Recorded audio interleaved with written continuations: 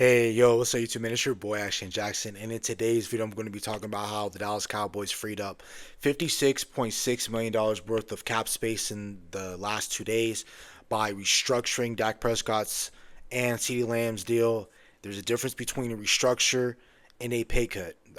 What I don't understand is how fans can be fans of this game for 20, 30 plus years, and we've been having ultimately the best internet access for the past 10 to 12 years, and there's people out here who've been watching the game for longer than that, 20, 30 plus years, that don't know the difference from a pay cut and a restructure, but they'll talk crazy to you on the internet, which is beyond me. But we're going to be talking about they created space, what does restructuring mean, and what is the difference between a restructure and a pay cut. And now, since the Dallas Cowboys freed up $60 million worth of, close to $60 million worth of cap space, they can free up even more by extending Micah Parsons, and they can also resign Jordan Lewis and still go out and go spend a little bit of money on outside free agents. So I'm going to talk about all that and more. And I'm also going to talk about the positions in which the Dallas Cowboys should attack in free agency with that 56 plus million dollars in free agency. So before we hop into the video, I appreciate if you guys like the video. Subscribe if you're new. Comment and share my video with anyone who you think will enjoy my content.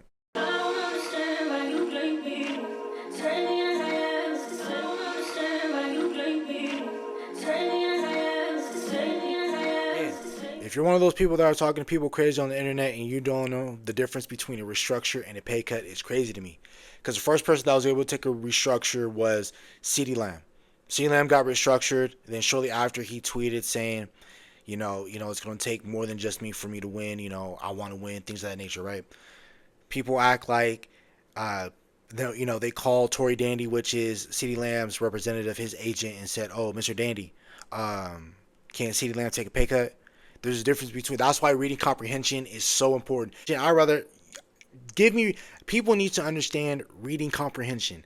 Do you understand what you're reading? People can read a Harry Potter book, but people, after they read 500 pages or 1,000 plus pages of that book, they still couldn't tell you what in that Harry Potter book. When these local media people are saying Dak, CD restructured their deals, all a restructure means is, for example, Dak Prescott was about to account for $90 million worth of a cap hit.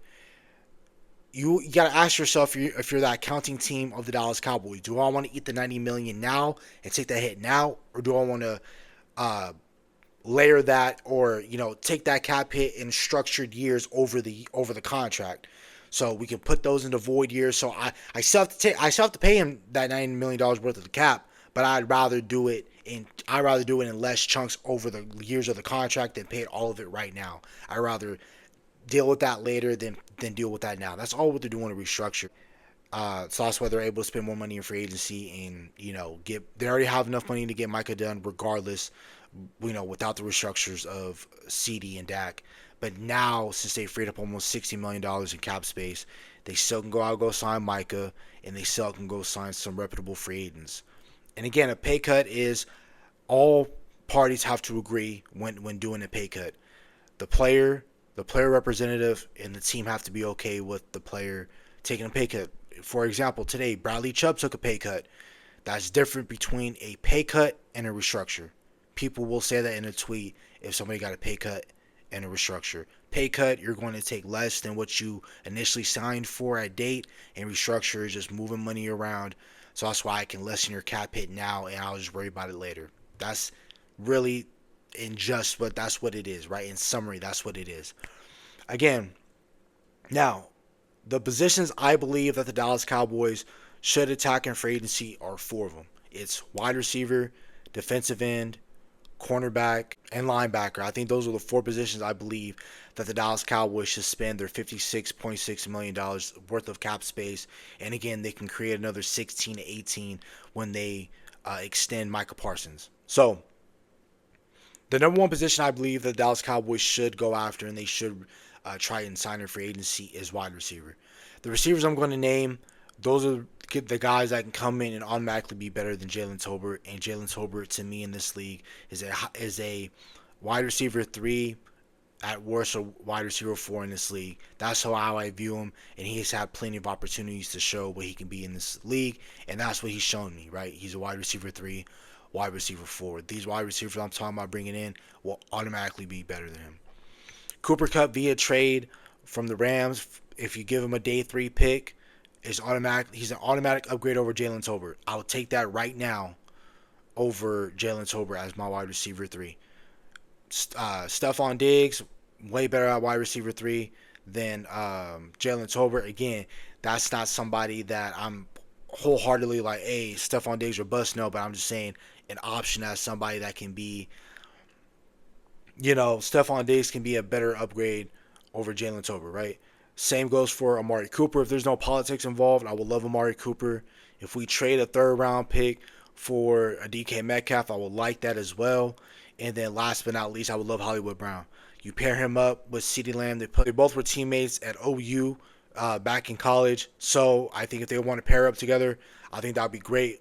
Hollywood Brown being your wide receiver 3, and then, CeeDee Lamb being your wide receiver 1, and then you still either draft a Matthew Golden, Emeka Egbuka, Luther Burden, or Tedero McMillan if he's available to you, or T-Mac if he's available to you at pick 12.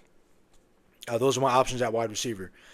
Defensive end, Joey Bosa, about 30, 40 minutes before I made this video, got released from the Los Angeles Chargers. I would love him for him to be a Dallas Cowboy, him or Khalil Mack, but it's already been reported like in 2019, 2020 when the Niners finally went back to the Super Bowl that year that, the Bosa brothers, they wanted to be on the same team with each other.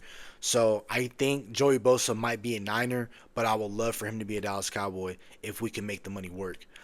Which, again, we have $60 million in cap space. I think you can make it work. But if you can't get him, I would love Malcolm Kuntz from the Las Vegas Raiders. I would love Azeez Ojulari. Khalil Mack, I already talked about Khalil Mack in depth before. I would like to sign Chase Young. Those are the 5 guys I would like to sign. At least one of those 5 guys to be signed at defensive end, whether that's Khalil Mack, Joey Bosa, Malcolm Kuntz, Azeez Ojulari, and Chase Young. Those are one of the 5s I would love the Dallas Cowboys to sign. Linebacker, I would love to sign Nick Bolton, play out in the DFW area. I would love Nick Bolton to be a guy that we sign. Dre Greenlaw is somebody that I would like to sign, but again, he's looking for a long-term commitment. I don't think nobody's really is willing to give him that. With him coming off of that ACL injury, I don't think a lot of people are willing to pay him that type of money yet. So I would like for that to be a possibility. Kaiser White, he was a middle linebacker, part of that Philadelphia defense when they went to the Super Bowl that first time in Arizona when they lost to the Chiefs. And then Isaiah Simmons on the lower end. I would like to bring back Eric Kendricks if we can, possibly. Levante David, Bobby Wagner. Again, I've kind of quit on that Bobby Wagner train, but that's one of the other guys. And then last but not least, we're going to talk about corner here. Corner. I would love the Dallas Cowboys to either draft or sign a corner, and especially an outside corner, because we have to have. I'm going to have an in-depth video talking about Trayvon Diggs later, but everything in life, as we get older and as we understand, is that everything is transactional when you're an adult. When you're an adult, everything is transactional. Anyone can put up with you, and anyone's going to be able to put up with you until they're able to replace you. Right now with Trayvon Diggs, they're not able to put up with all the stuff that he's going on because he's not wanting to rehab to get on the field quicker. He's having a lot of injuries. They just paid him a lot of money, and he's getting distracted off the things off the field, right? So I think, again, when he's intercepting the ball, pick-sixing, taking things back to the house, making all those big plays, him not being able to tackle, that's okay to deal with. But when he's not having great seasons, he's not putting up together really good numbers, teams and fans are not going to tolerate that, right? I love Diggs, and I got his jersey, all types of things. But if I have to be honest with him, and I have to be honest with these guys, which I am, Trayvon Diggs is probably not going to be a Dallas Cowboy for much longer. So if you're the Dallas Cowboys, you have to think about type of guys that I believe that you can possibly replace him with. If we're not going to be height discriminatory against any of our DBs out there that are 5'11 or shorter, I would love to bring in a guy like Asante Samuel Jr. You pass up on him in the draft to sign a rapper and Kelvin Joseph, which that's not what you originally thought you were going to get from him in the first place. You didn't foresee him want him to be a rapper and him having off the field issues and him not taking football seriously. If the Cowboys knew that, they wouldn't have drafted him then, right? But since they didn't know that, what happened, right? But you already did your wrong there. Go get another playmaking corner opposite of Deron Bland. Go get Asante Samuel Jr. I would love to bring in a guy like Traveris Ward. He was formerly part of the Dallas Cowboys practice squad of 2018. The Kansas City Chiefs found him, molded him into a great type of player. Kudos to them. Those are the two main cornerbacks I would love the Dallas Cowboys to go out and sign. I will talk about Trayvon Diggs in depth. But again, quick overview. We restructured Dak Prescott and CeeDee Lamb's deal, which freed up almost $60 million worth of cap space. Let's go get CeeDee Lamb's, not CeeDee Lamb, but Michael Parsons' contract done, re-sign Jay Lou, uh, bring back Eric Kendricks, and then let's go play in free agency. Let's go be some players in free agency. The positions I would love the Dallas Cowboys to address before the draft would be defensive end, linebacker, corner, wide receiver, and I already talked about all the players in which I think the Dallas Cowboys should target. That's about it for the video. Hopefully you guys have a nice day. Stay safe, stay blessed. Bye.